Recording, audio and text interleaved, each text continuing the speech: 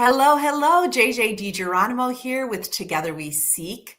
We are so excited for you to join us. We always bring together such amazing souls that have not only done their own work, but now are guiding others, illuminating their path and helping them resurrect some of their gifts that they came down on the planet with that maybe they may or may not be using. So today, Holly Copeland is with me. Hello, Holly. Hi, JJ. Thanks for having me on. Oh, I love this. And I love our title, Ordinary to Awakened Mind. So, what does that mean to you? Ooh, well, I don't know everything about spirituality in one sentence. Yeah. And I guess waking up is a big topic, right? And it's something that people throw around a lot. And I love to maybe just demystify it a little bit to um, recognize that enlightenment isn't something that we have to go sit in a cave for 10 years in order to achieve. And that your, awakened self is here now and available to you right now. And I feel like that is a message that the world needs to hear, because I certainly know when I started on my path, there was a feeling of like there's chaos in my head. How do I get out of this? And also, like, does this mean I need to sit, and meditate for hours each day in order to have real peace and know, know peace as my true nature and my awakened state? And so the good news is that that's not, you don't need to go meditate in a cave for a long time or even hours a day, and that this awakened self is something we can access at any moment. So beautiful. So what is an awakened self? Well, most of us have this sort of perspective, this everyday mind that we live from, and it can feel like kind of an ego manager that lives behind our eyes, that kind of is barking at us, having very many opinions about all the things that happen in our lives, and is kind of directing our life. That we have this kind of pretty entrenched sense of an identity of who we are, so that if somebody asks you, who am I? Who are you? Most people will answer that, well, I'm a mother, and I'm, this is my job. And, they'll list all of the qualities of kind of their person. And so an awakened state is to access and to know the self that you are, that is not any of those things, but that was here before you were anything. And before any of you took on any roles and responsibilities. And to recognize that as your true nature and who you are, and to begin to learn to live from that self, and that awakened self that is beyond any roles and responsibilities. The beautiful thing is that there's nothing to fix at that space, in that space, from that space. There's no measure of success that you have to achieve. There's, in fact, that who you are is whole, perfect, and complete already. And so it really relaxes and unburdens us from the personality of life that is can feel like such a burden, honestly. Yes, I know this so well. I know this so well. And I feel like many have to hit a crossroads. Something has to happen before they realize, like, this monkey mind, this ego driven, this identity based living is not working for me. So, how did this come through you? Yeah, so our paths and our stories are where this came through. So it was 2018, and this is so I was working as an ecologist for the Nature Conservancy.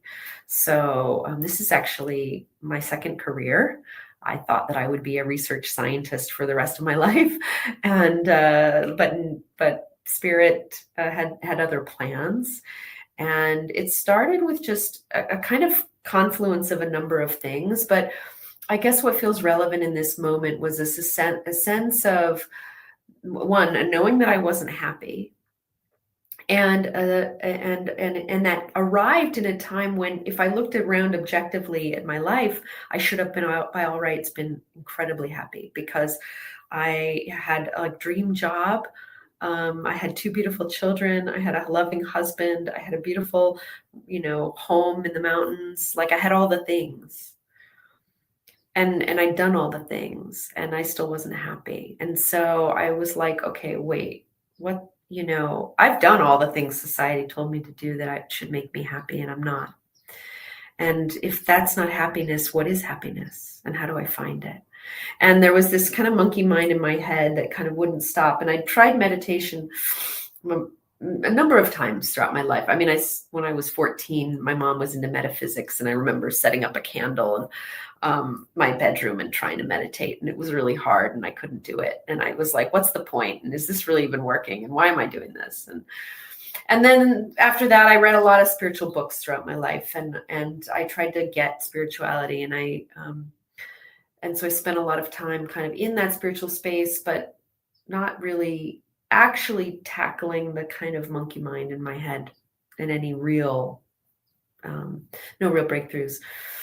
And so I decided to go to a meditation retreat, and I basically committed myself to rewiring my brain. I actually wrote that in my journal, at the top of my journal in 2018. And I started to meditate. I started to track my brain waves. I actually joined a kind of meditation community and a course. And I really started to learn about how to befriend my inner self and my inner space through meditation. And in that, I discovered the non-dual teachings and practices of Mahamudra and Dzogchen from Tibet. And I started to study those, and I met non-dual teachers like Lot Kelly and Rupert Spira. And through them, I started to really question this I. And and that was utterly life-changing, all of that work. And I also had a health crisis.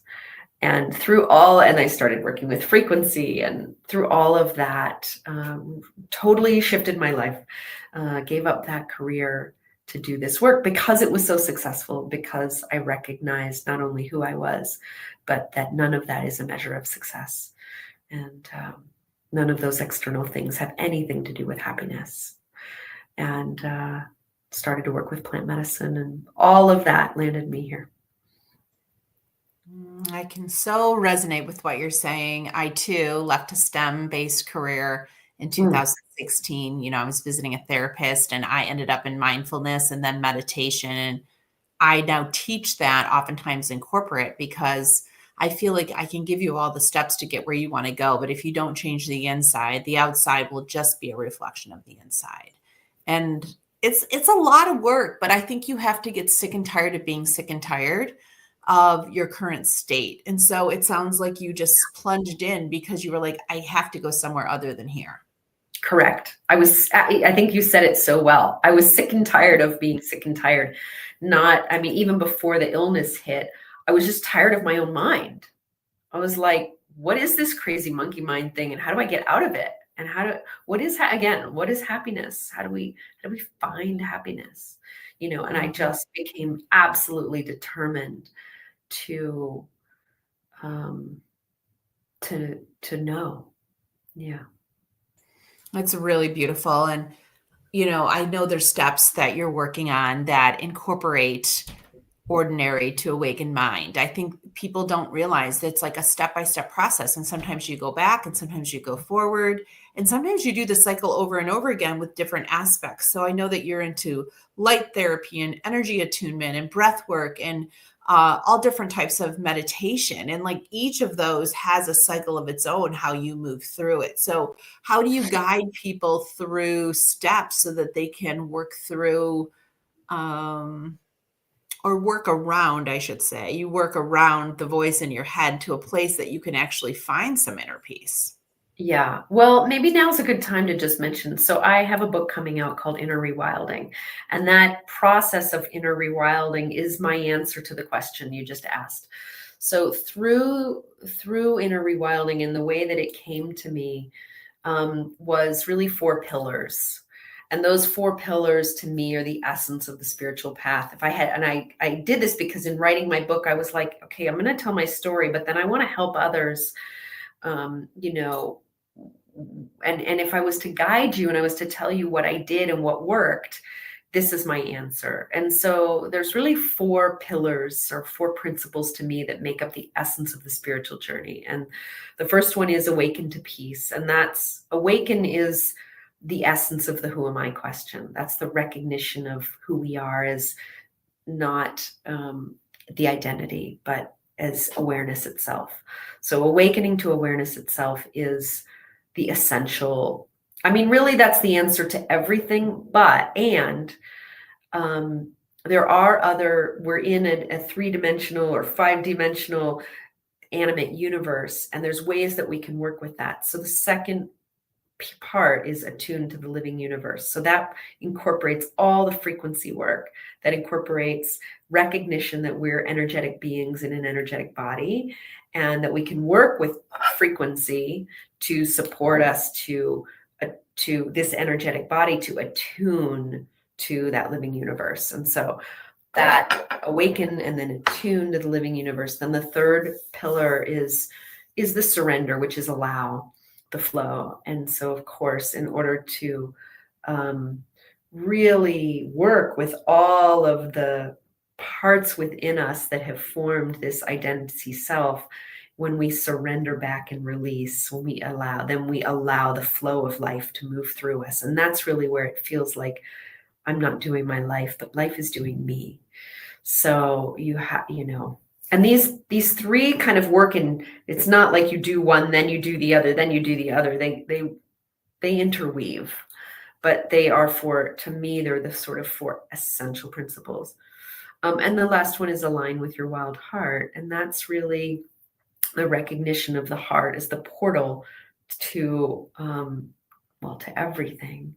But in my journey and in my just experience of being human, that I've always said to my children, like, just do what you love. If you don't know anything else, just do what you love. Because when we come back, the master resonance of love in our heart is the guide, and we can't go wrong by doing that. So aligning with your wild heart for me is to come back into resonance with, as these beings that we're arising as in our unique form have a frequency and a signature, a blueprint, something that we're here to uniquely do and contribute. We're all this like beautiful fractals. We're snowflakes in this universe. And when we tune into the essence of who we are and we let the resonance of that kind of vibrate and we feel that, and then we allow our actions to flow from that, we're really moving in concert with the universe. We're synchronizing our beings with that. And so those 4 pillars that allow, awaken, attune, allow, and align, to me, are the answer to your question. That is beautiful. I love myself a good framework, that's for sure. And I think a lot of women do. They want to know kind of where they are, where do they have to go, what are the steps. So I think your book will be amazing. I'm super excited. You said it's coming out in January 2026. It is January 8th, 2026. Yeah. Ooh, I love that. I love that. Good for you. Congratulations. I think that's going to be such a great conduit for so many to kind of find you and to talk about all the things that you're doing in your retreats and your programming and the work that you're doing. I would say, what type of person seems to migrate towards you? That's an interesting question. I mean, I have worked with everything from sort of older women to younger women to men. Sometimes I get this whole string of male clients. So what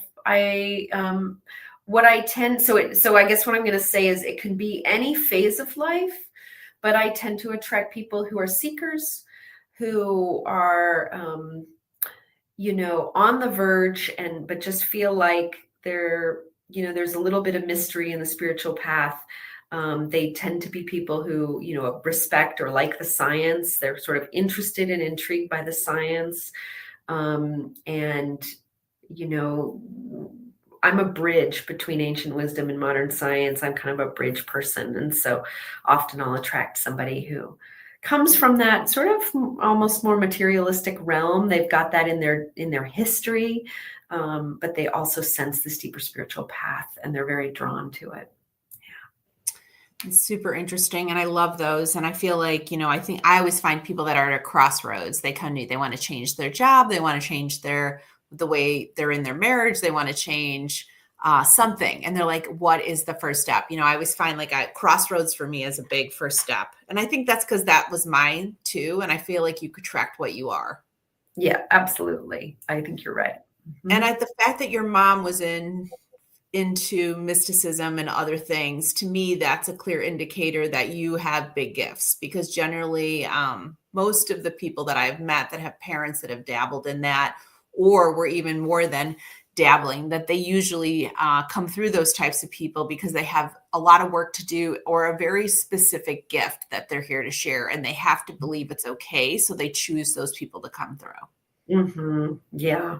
Yeah, thank you for saying that. I don't know that anybody's ever quite said that to me in that way, but I appreciate that. Yeah, I'm so grateful to my mom especially for leading the way in this path and giving me permission to be, wildly metaphysical if I wanted to be, and also my dad, who's, more conventional, and to bring that science inquiry mind into it. So.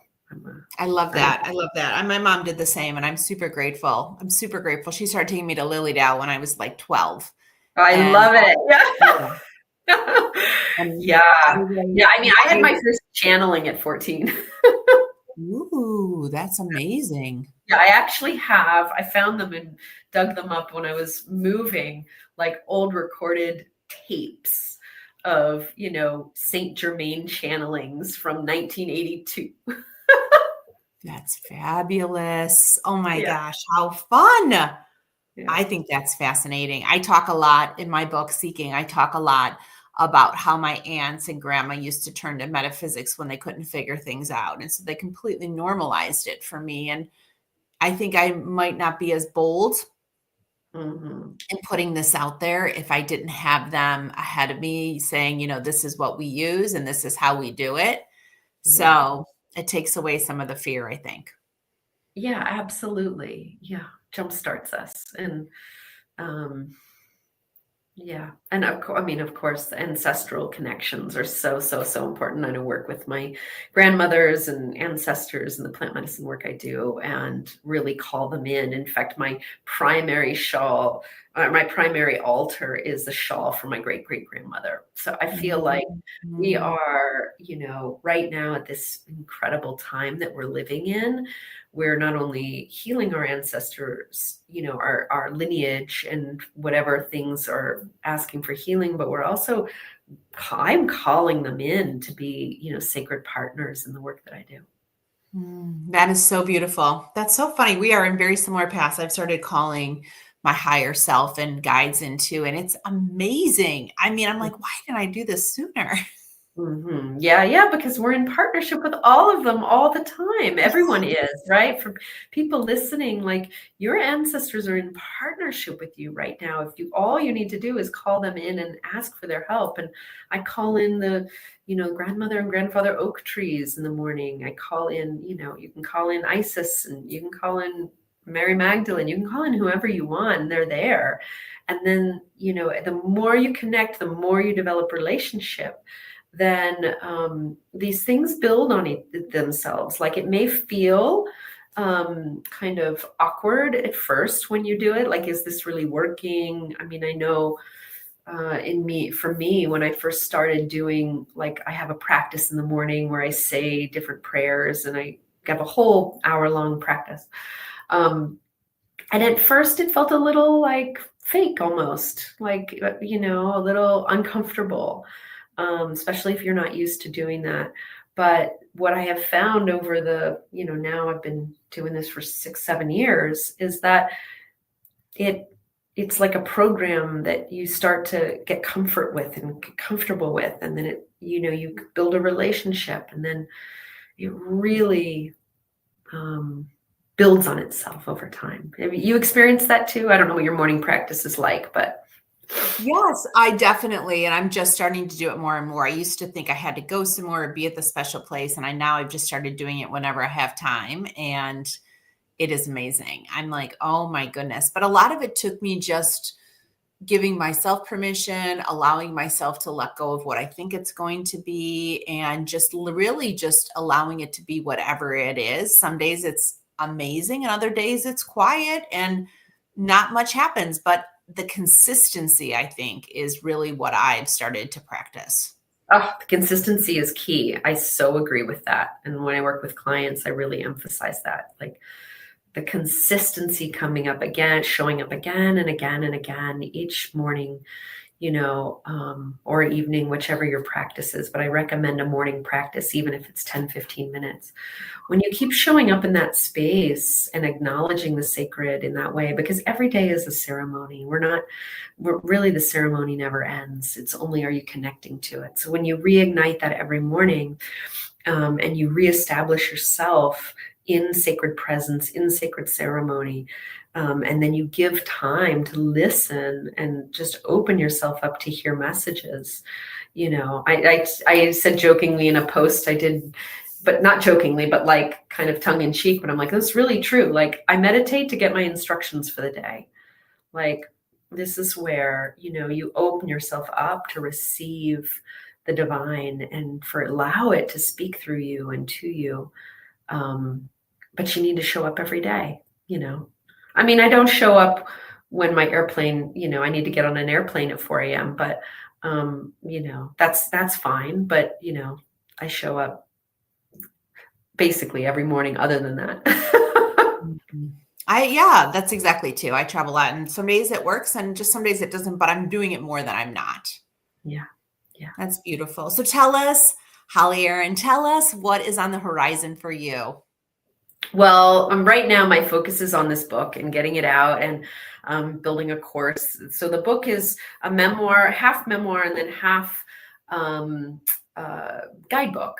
And so I'm making a course to go along with the book that's like a digital guidebook, so you can walk along the path with me.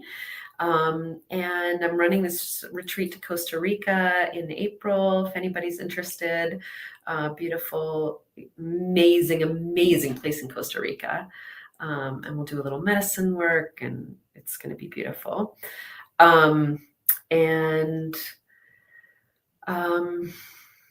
Really right now I'm just building. I feel like this inner rewilding is going to build and grow, and I'm going to see kind of where it goes. But speaking engagements, TEDx, these are the things that are in my consciousness for next year. That's so beautiful. Well, thank you so much for joining Together We Seek. I cannot wait to get your book. I'm so excited you're putting the pillars out for people, because I do think that frameworks, action-based guides, and tools for awakening are so needed right now more than ever. And I really feel like you're leaning into the calling. And I look forward to hearing about your retreat in Costa Rica and hopefully joining you on future retreats.